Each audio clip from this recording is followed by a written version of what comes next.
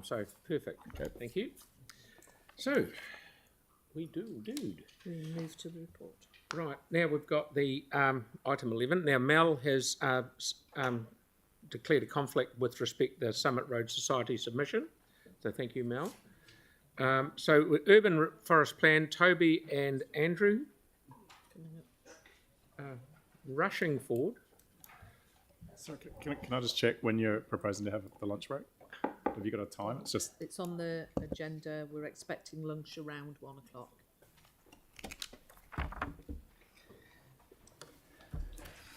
Hi, and Tony. Kia ora, councillors. We've also got Tony Armstrong, who's one of our arborists in our transport team with us, who are obviously a big part of this plan as well. We're just going to give you a quick run through of this presentation. You've seen it before, but there's a couple of updates there, including some questions that were asked in a briefing and also in the pre-council. And as always, I pushed the wrong button. So Toby will run through it again, just to highlight, and I guess mostly for the people who are listening in, the process, the results of the consultation, summary of the feedback and changes made to the draft, which are of course all highlighted in the current report. So Toby, fire away. Thank you, Andrew.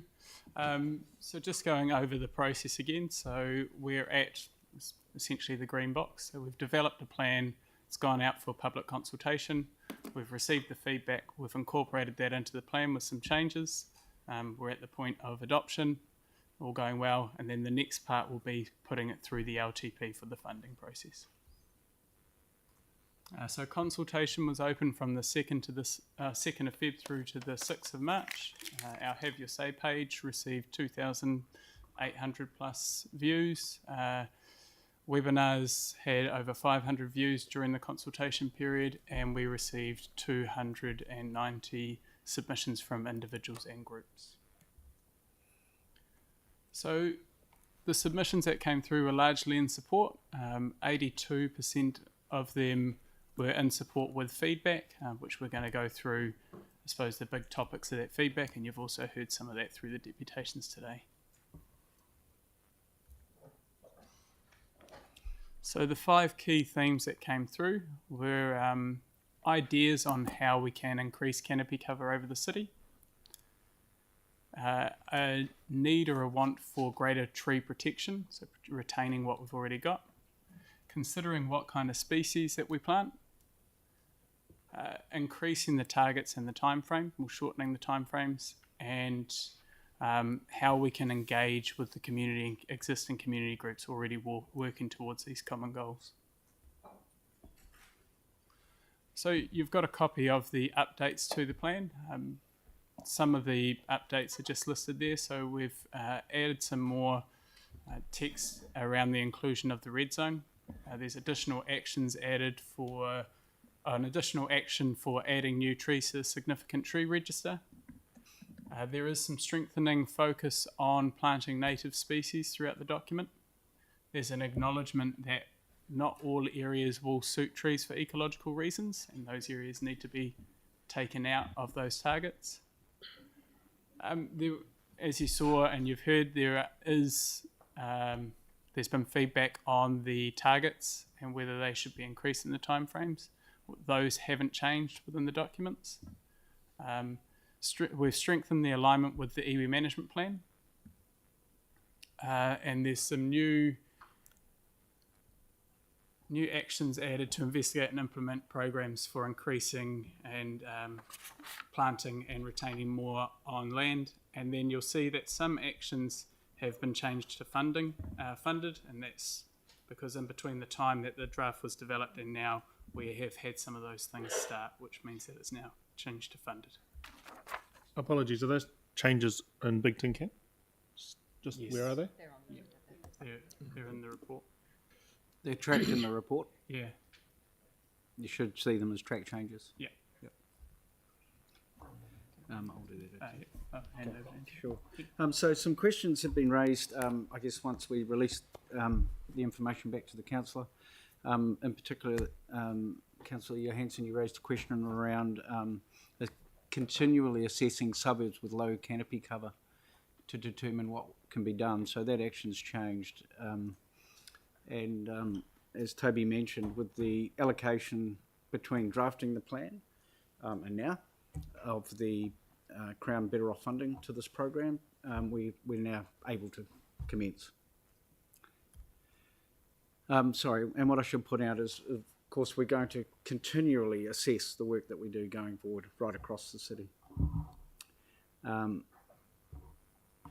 covered off that one as well. And how many submissions related to the potential loss of sunlight?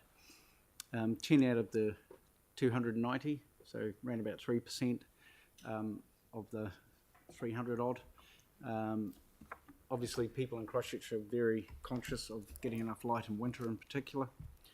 And the other part of that was consultation with local community regarding species. And I think everything we've heard this morning really reflects Toby's earlier slide and these matters. So, as councillors know, planting schemes will be developed prior to planting on any public land.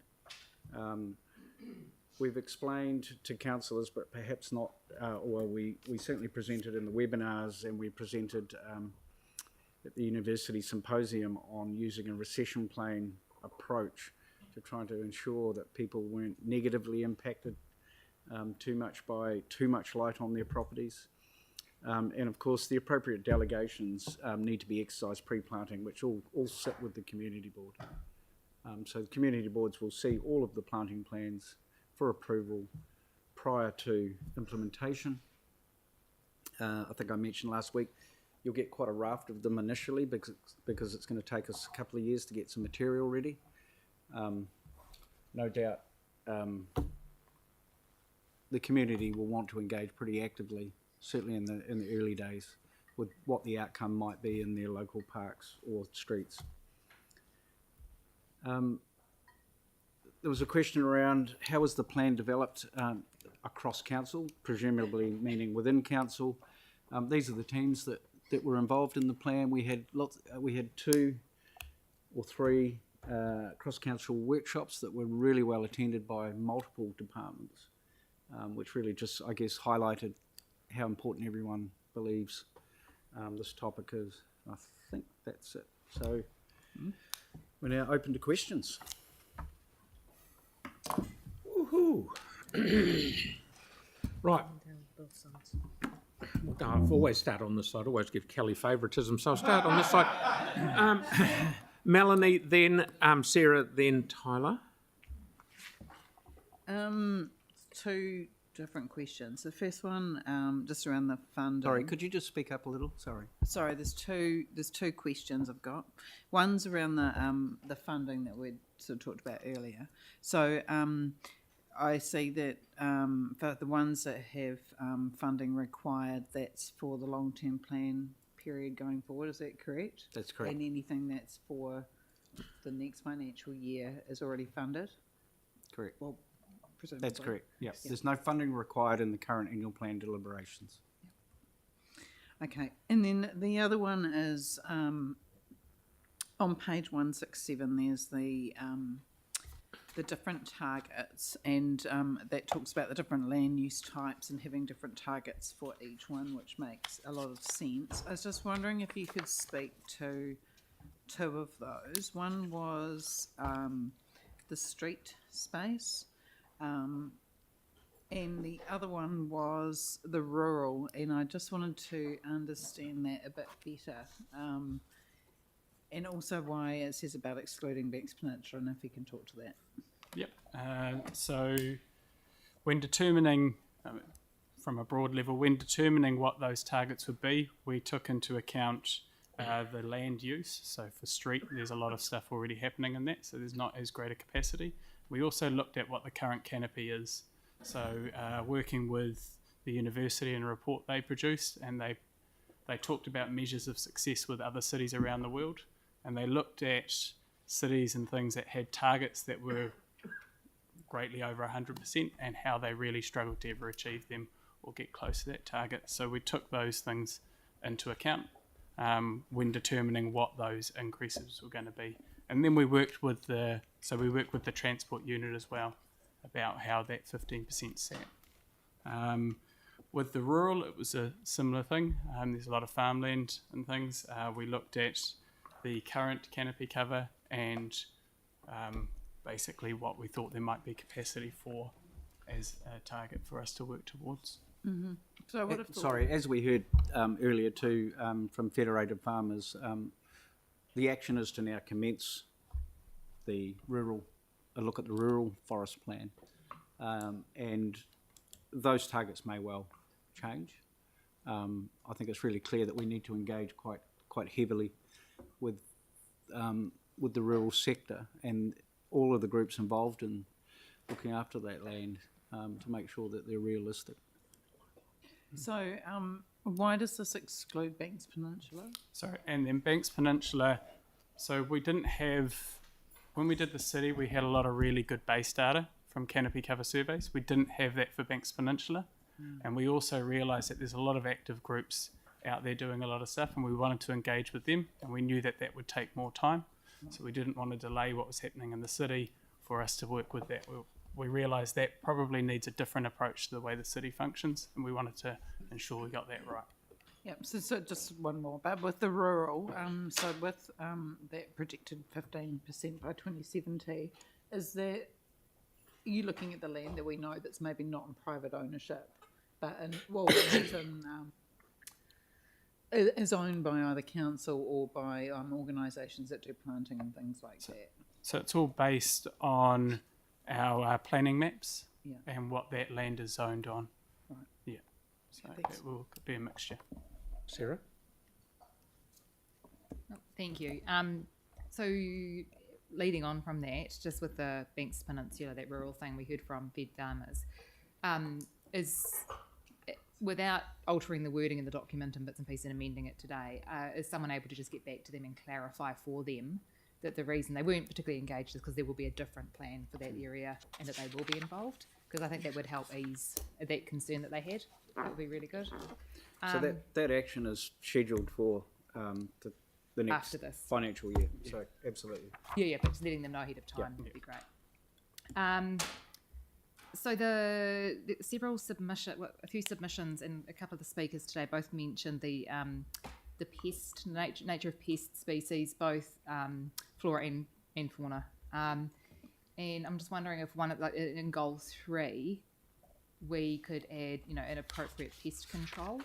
And while that may not necessarily be the biggest thing, like in the urban area, it will be on the Port Hills and through the Otaikura Avon River corridor, those kind of things. And what would your feedback on that? Yep, absolutely. And we do, we're very mindful of pest management with all the programs that Paul Devlin and his team lead in the Port Hills. It's a big part and a challenging part of any restoration work. We also heard from some really good dialogue around the desire to bring food into our park environment. That's another point. And so finding the balance, because that brings pests. Yes. So finding the balance is actually the key challenge. I'm just wondering if in to achieve goal 3, we had it was 3.1, 3.2, 3.3, and maybe a 3.4 that said with appropriate pest management or something like that. And I know that there's a new pest-free Banks Peninsula's come into the city, and there's going to be pest-free city and stuff. It's something that we'll have a close look at for the long-term plan. Yeah, the funding for that, but I'm just thinking actually in the document itself. Yeah. And the other one was resourcing and the targets. So there's been some commentary about the targets not being ambitious enough. I think the one area I think that we've seen where the benefits will be the strongest for that community space is in the street trees. And I know that's a really tough space to do it, but that's the one area I think that we're particularly unambitious in. And without changing the overall target, I'm just wondering why by 2070, for example, we couldn't go from 9% over 40 years to, say, 20%, when we know the huge benefits that the street trees particularly are going to give to us with a heating urban environment. Look, we were mindful of not setting overly ambitious targets, and some of the numbers that were quoted by submitters today were from cities who have quoted overly ambitious targets and are now realising they cannot achieve them. Yeah, but I'm So, thinking 20%, sorry, I just- not 50. Yeah, so, and I think it's obvious to all that the street environment is the most challenging, and so more work needs to be done in terms of planning, infrastructure design standards, analysis of cost to bring to council so that the targets are realistic. But I was Because thinking like by we don't 2070. want to set a target It's unrealistic. and it fail. It's as Yeah. simple as that. Yeah, but we won't know for another 50 years on that one. Yeah. I mean, No, we would can you have an model the objection we to can changing model the that? targets, Yeah. and we can model with more work. We can model the cost of achieving those targets. I'm just thinking that process-wise, to change that target because it is in the document, would need a whole review of the actual plan. Whereas if we put the slightly more ambitious 2070 target just for street trees in now, if you did decide it was easier, then we could, we wouldn't need to bring the whole plan back and review it to change that target. Look, I think any plan should be reviewed. A plan like this, a network plan, probably should be reviewed, whatever that review looks like, probably every 5 years. And I think Yes. that's probably the right time to, that gives us time to tackle some of these more challenging issues and bring more meaningful information back to the table. So I sort of resist changing the targets right now until we've got some facts and some data for you. Because we don't want to put something in that's unachievable, unrealistic. Well, it might sound nice now and be cheerleady, but can we actually do it? It's only 20%. Okay. Yeah. Yeah. Thanks. Tyler? We are currently doubling. Good, guys. Just a couple of questions. So, is this a living document? Yes. Living in the sense that it's a framework, it's a planning framework, and that's how it should be looked at. It should be built on year on year on year, and as I say, brought back to council to reconsider how we're going. Are we getting it right? What do we need to tweak? But we don't intend to have to restart the whole process. Yep. Okay. I just wanted to ask about the tree protection mechanisms. Particularly in Rickett and Garth actually brought up a really interesting point in regards to developers. Can you talk to us about what regulations are currently will potentially be in place with this new plan? It's probably John. Hello. Would you like to?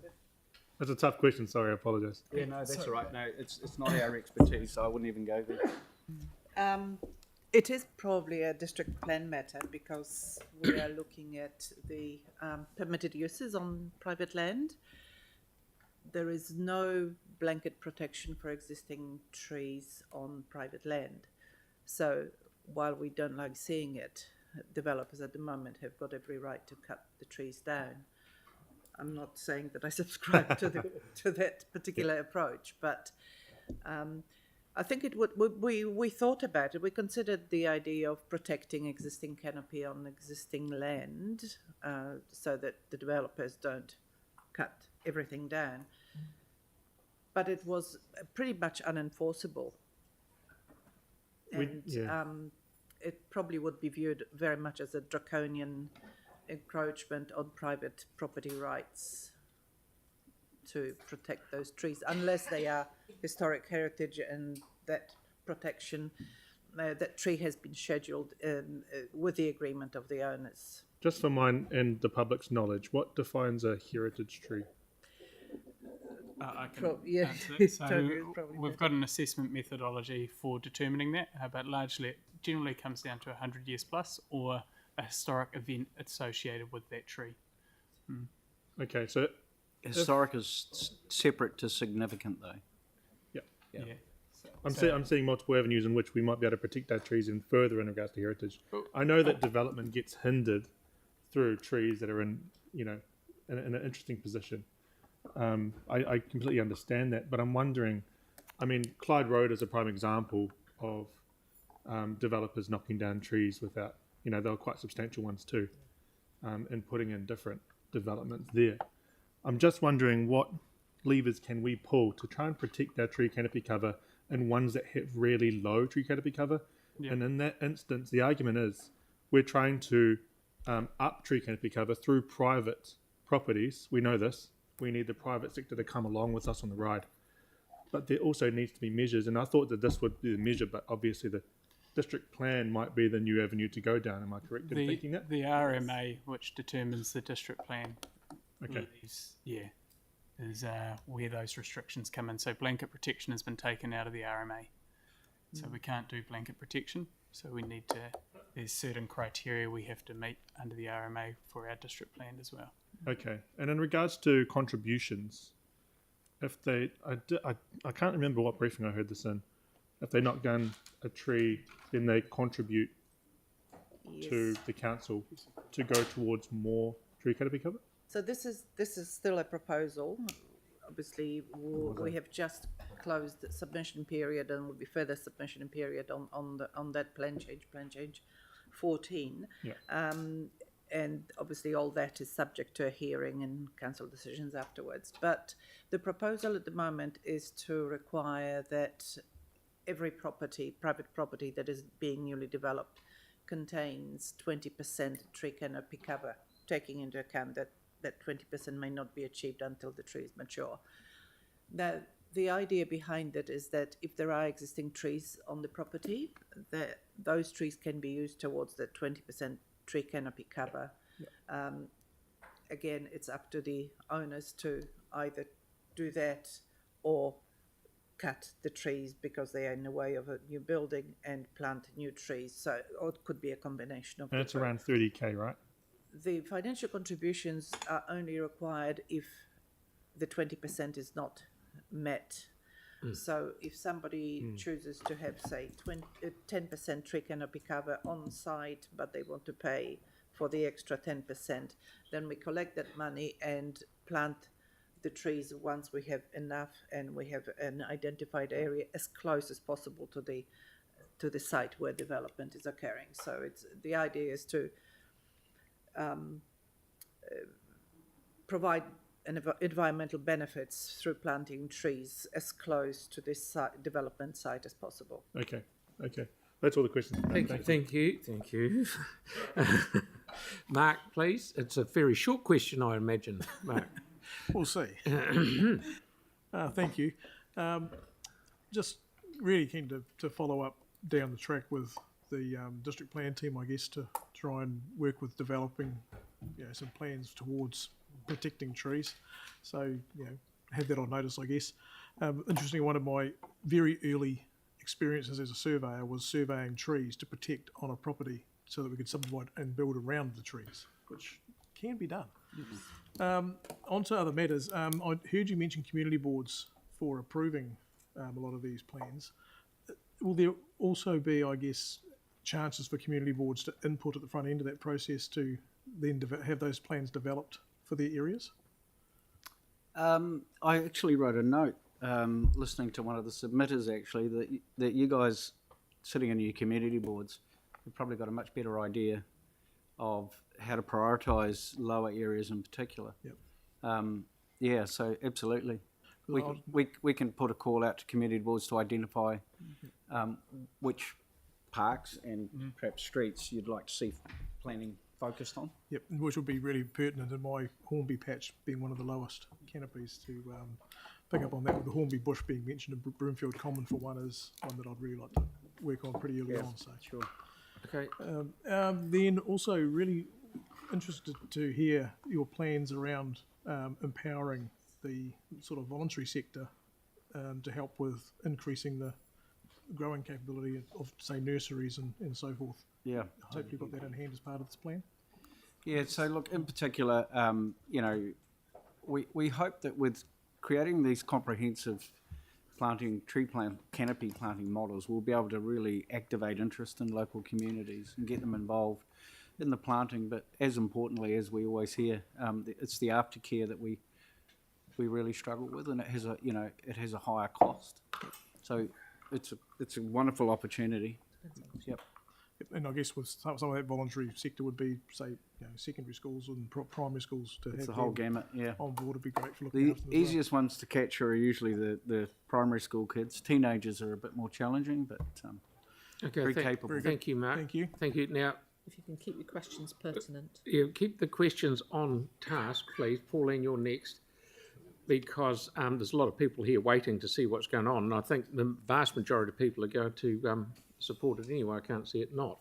So, not that I'm telling people what to do. Yeah, I just had a couple of questions that came through the Otatahi Housing Trust, and one of them was that they thought the 20% canopy cover for medium density residential is too high. So can you explain why you think it's not? Look, we've got to set a target, and Toby can give you the detail, but we've got to set a target for the city, and that's the 20% target overall. Toby, do you want to elaborate? Yeah, But that's so not per property necessarily, is that what you're saying? this is where we these targets are over the whole of the land type. So the 20% is over all residential. So some will be higher, some will be lower. That's what we're aiming for the whole city by 2070.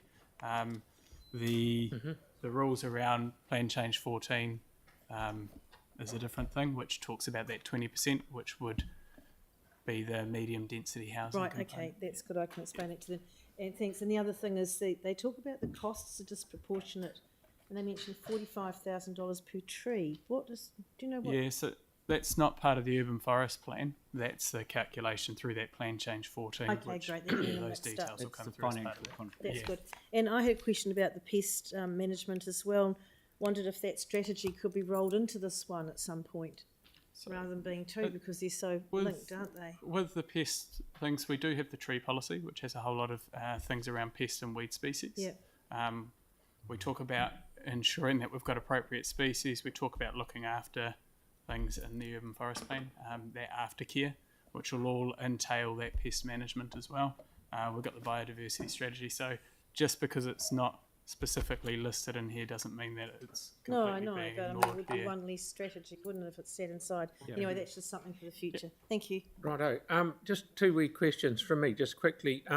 What the Federate, and this is probably in there, and I haven't read it all, and this is mainly for the people watching. The Federators Farmers question, is that sort of taken into account a little bit? Yep, as I mentioned, it's an action to kick off in the new financial year. No and problem. The first thing we'll be doing is engaging with them. Yep, no problem. And this urban policy doesn't stop the removal of trees and berms if they're causing significant damage to services. There's still a way through that. Yes, yeah, it Okay, doesn't. excellent.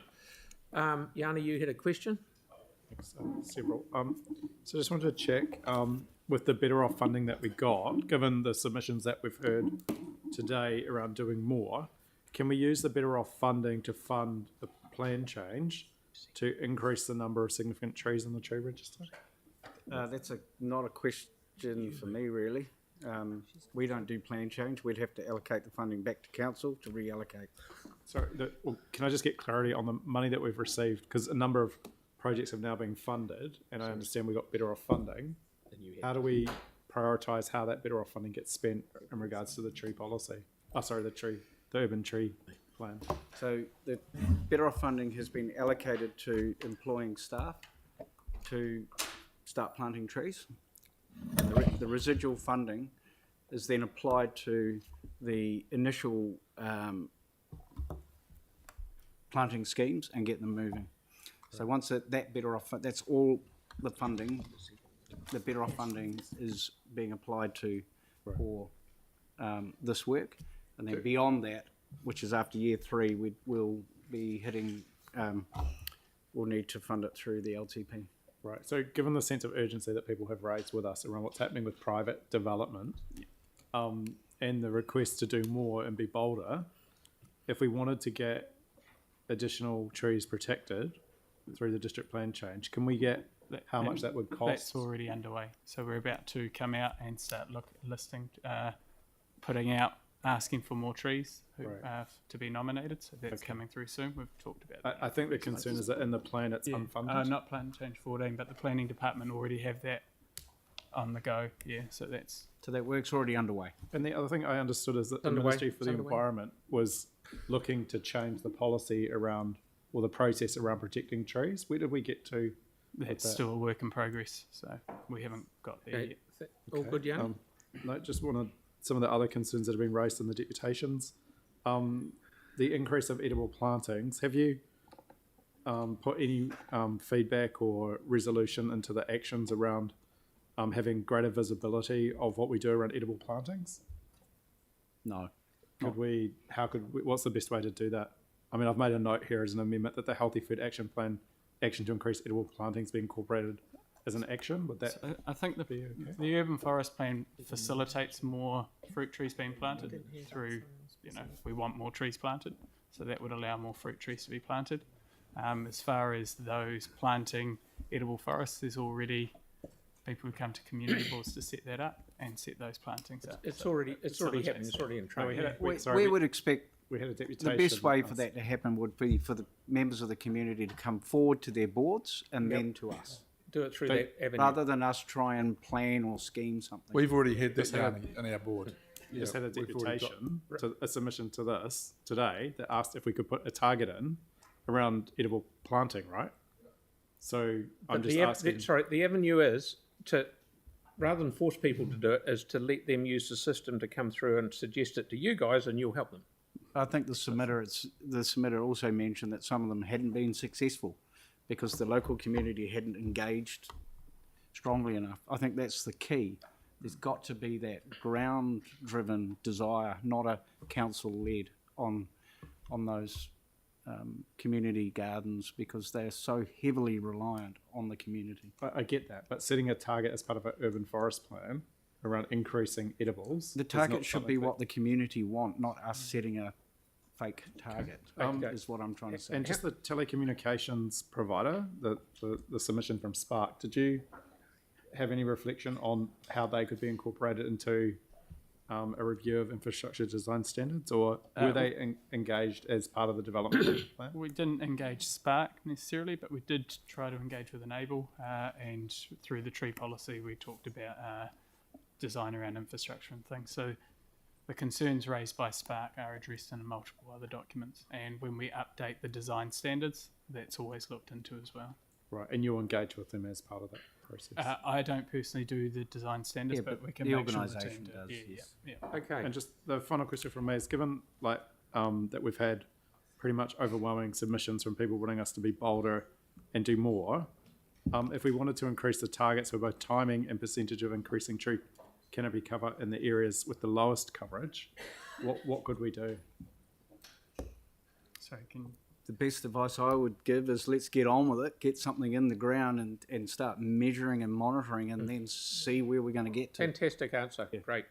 Now, Victoria's got a very small question. Sarah's happy to move it with a couple of amendments, and Mark's going to second it. So, Victoria. Thank you, Andrew. Most of my questions have already been asked, but I've just got one residual one for Andrew.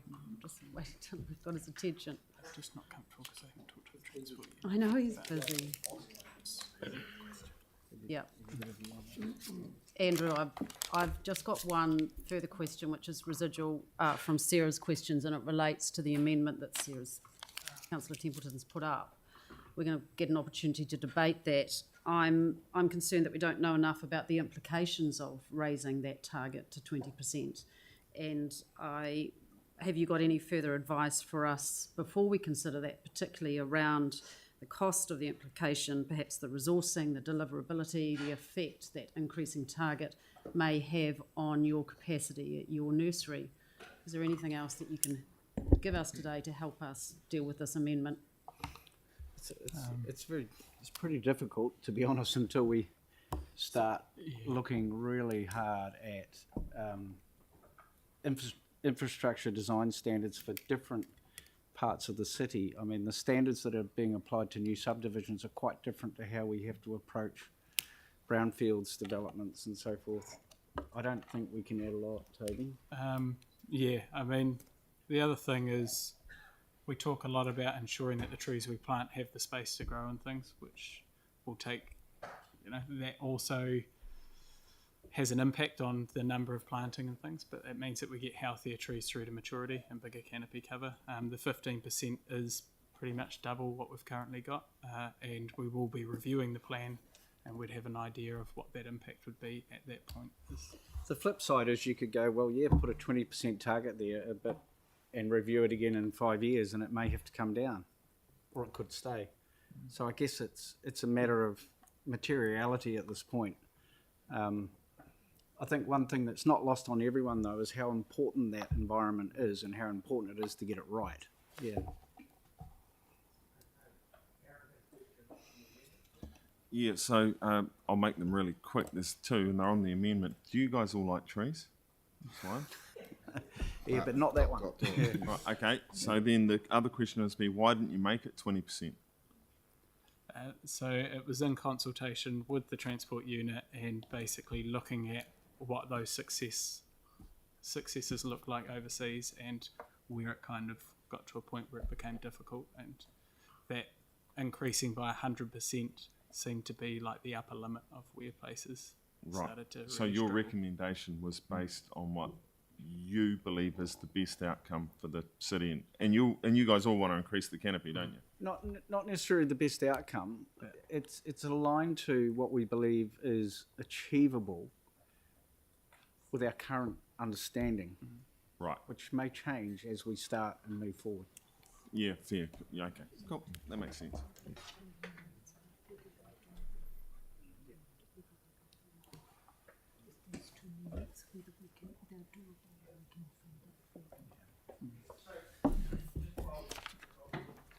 So just while the guys are having the conflab down there, we've got two amendments from Sarah, but we've also got a raft of amendments from Yanni. Do we want to carry on, or do we want to stop for lunch and come back in an hour? Yeah. Yes, so we've got yours incorporated because you moved and you had a seconder. Yes, but keep going, because the people are waiting. Well, people are waiting. They're all here, so they've gone to the effort of being here.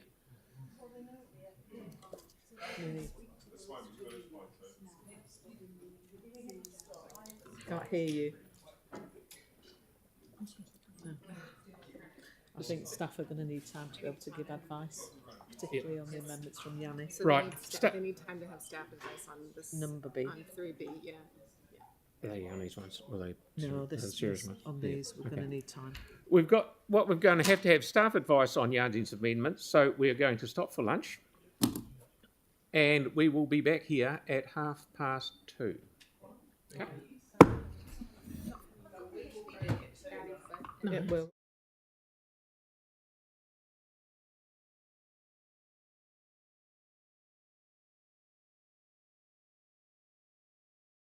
Which is PX.